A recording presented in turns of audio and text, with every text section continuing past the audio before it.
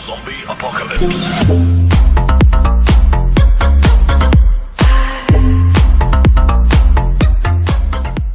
Buen día, bienvenidos a mi canal de YouTube. Vamos a ver en esta oportunidad un video de lo que es el principio de Arquímedes. Lo primero que vamos a decir es cómo se origina esto que el principio de Arquímedes llama empuje.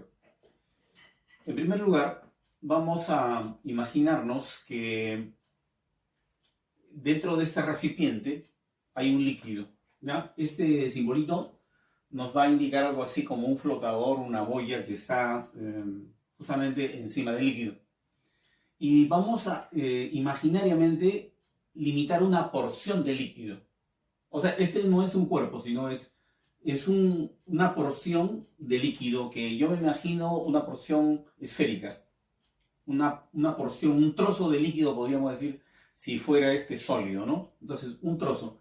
¿Qué cosa hemos de encontrar acá? Bueno, en las diferentes partes del contorno de este cuerpo, el resto del líquido debe ejercer una presión, ¿no? Una presión hidrostática. A menor profundidad, por supuesto, va a haber una presión menor, ¿no? Pero a medida que nosotros nos vayamos yendo un poquito más hacia abajo, vamos a encontrar que esta presión va en aumento, ¿no? Y así justamente lo están expresando estos vectores, ¿no? De menor magnitud, los de que están hacia arriba, y los de mayor magnitud son los que están hacia abajo, porque este punto definitivamente está a mayor profundidad dentro del líquido, por lo tanto recibe una mayor presión por parte del líquido. De hecho, estas fuerzas nos van a arrojar una resultante. Y o sea, si yo le saco la resultante a todas estas fuerzas, de hecho va a salir una fuerza dirigida hacia arriba. Esa fuerza es justamente la que se le llama empuje hidrostático, ¿no? Ahora vamos a hacer el diagrama de cuerpo libre de esa porción de líquido, digamos que es así. Y sobre esa porción de líquido, el entorno, o sea, el resto del líquido, le está ejerciendo una fuerza hacia arriba, ¿no? Que es justamente la fuerza de empuje. Pero como esa porción de líquido se encuentra en equilibrio, debe haber otra fuerza que justamente hace posible ese equilibrio, y de hecho esa fuerza es el peso. Entonces, de tal modo que para el equilibrio yo tendría que decir que el empuje coincide con el peso. Son de igual magnitud, ¿no? ¿El peso cómo se expresa? Masa por aceleración de la gravedad. Pero la masa también la podríamos expresar en función de la densidad del cuerpo, ¿no? O en este caso, la densidad del cuerpo es la densidad del líquido, ¿no? En función de la densidad del líquido sería densidad por volumen. Entonces aquí nosotros ya tendríamos una forma de cómo determinar la magnitud del empuje, ¿no? Tendríamos que decir entonces que el empuje se puede determinar multiplicando la densidad del líquido por la aceleración de la gravedad y por el volumen. Pero en este caso sí hay que hacer una observación muy importante. Ese volumen es un volumen que está sumergido, o sea, está dentro del líquido, ¿no? O sea que le vamos a poner volumen sumergido. Y vamos a darle cuenta al enunciado, ¿no? ¿Qué cosa dice el enunciado? El enunciado dice que este empuje, ¿no? La fuerza de empuje debe ser igual al peso del líquido desalojado. O sea, aquí hay una cantidad de líquido, ¿no es cierto? Ese líquido justamente tiene un peso, y ese peso tiene justamente esta expresión. O sea, el peso del líquido desalojado es numéricamente igual al empuje, ¿no? Definitivamente, como ya lo vimos, la fuerza de empuje es una fuerza dirigida hacia arriba, ¿no?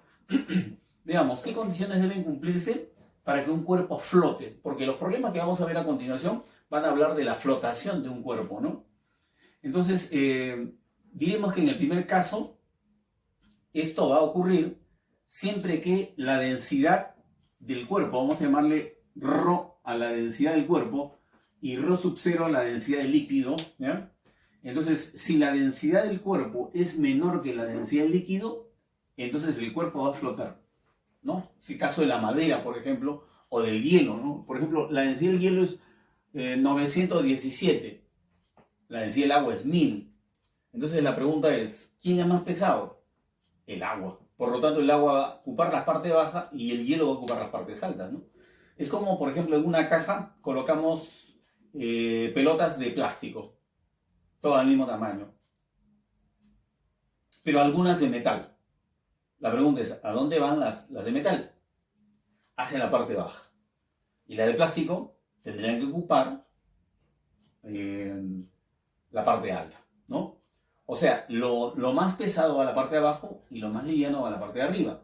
Es el caso también del humo, ¿no? El humo de nuestro cigarro, o el humo del cigarro, el humo que se produce en una chimenea, en una fragua, en una parrilla, siempre se va hacia arriba. ¿Por qué? Porque el humo tiene una densidad menor, que es justamente el caso que nosotros estamos mencionando en primer lugar, ¿no? Este equilibrio es un equilibrio estable, ¿no? O sea, acá nosotros tendremos que decir también que el peso del cuerpo es numéricamente igual al empuje, ¿no? Debemos acá anotar que el empuje tiene como punto de aplicación justamente el centro de gravedad de la parte sumergida. O sea, de esa porción sumergida hallamos un centro de gravedad. Entonces, ese centroide de gravedad justamente vendría a ser el punto de aplicación, se le llama metacentro, creo. Bueno, eso no tiene mucha importancia. Ya, la otra posibilidad es de que la densidad del cuerpo sea exactamente igual a la densidad del líquido. Entonces, en este caso, se va a producir también una situación de equilibrio, ¿no? A diferencia del anterior, el anterior es un equilibrio estable, o sea, si nosotros le aplicamos una fuerza, lo obligamos al cuerpo a sumergirse totalmente, pues el cuerpo volverá a la misma posición. No es el caso de las pelotas de fútbol o las cámaras de las llantas, que mantienen un equilibrio estable. En cambio, este otro es un equilibrio indiferente, ¿no? O sea, lo podemos de ahí pasar a esta otra posición y ahí se queda, ¿no? De esta posición la pasamos a otra y ahí se queda, ¿no? No es como esta de acá. Nosotros podemos obligarlo a sumergirse más, va a regresar, si no a la misma posición, pero por lo menos al mismo nivel, ¿no? Y el otro caso es el caso del cuerpo que tiene una mayor densidad que el líquido, ¿no? Si el cuerpo tiene una mayor densidad de líquido, entonces aquí lo que nosotros vamos a ver es que el peso va a tener una mayor magnitud que la fuerza de empuje, ¿no? Entonces esto va a originar una fuerza resultante. Aquí no hay resultante. Aquí las fuerzas son iguales, ¿no? No hay resultante. Aquí sí hay una resultante. Por lo tanto, entonces también se va a originar una aceleración, ¿no?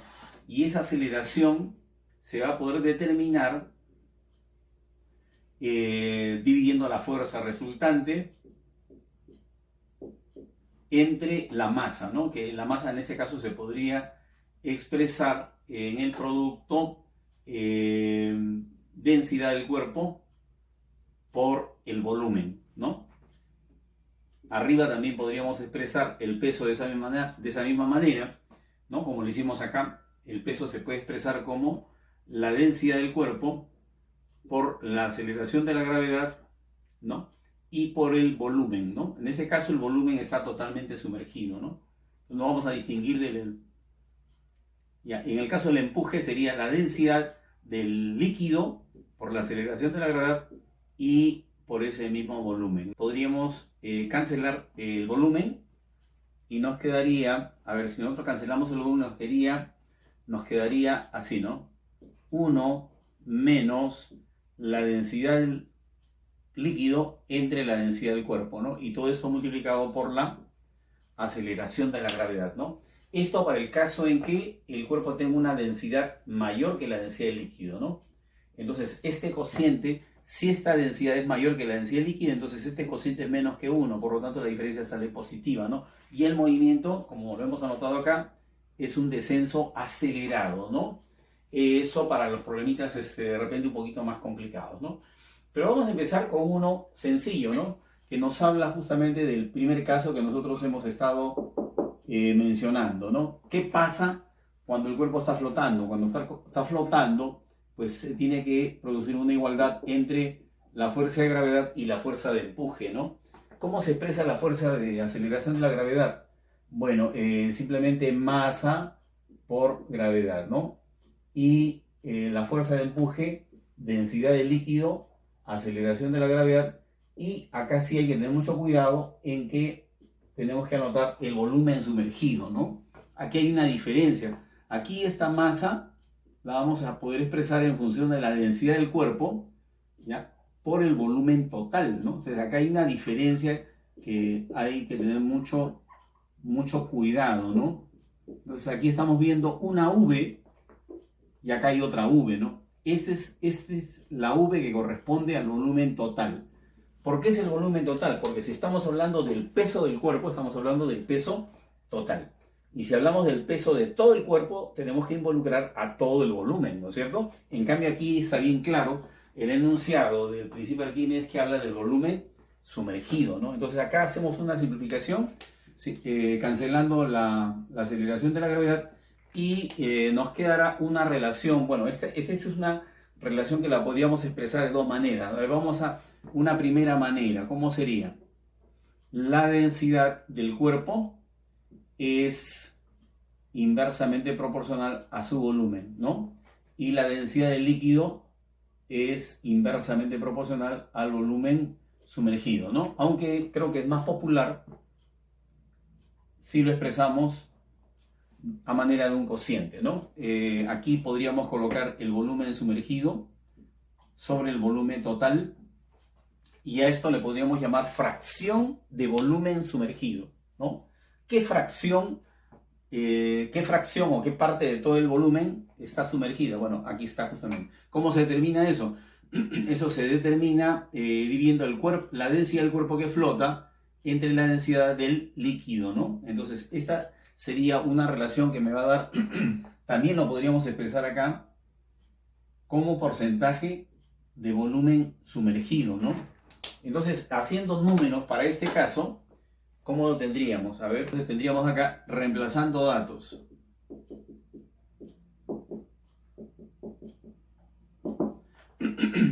La densidad del cuerpo que flota es la densidad del hielo. Eso es 917, ¿no?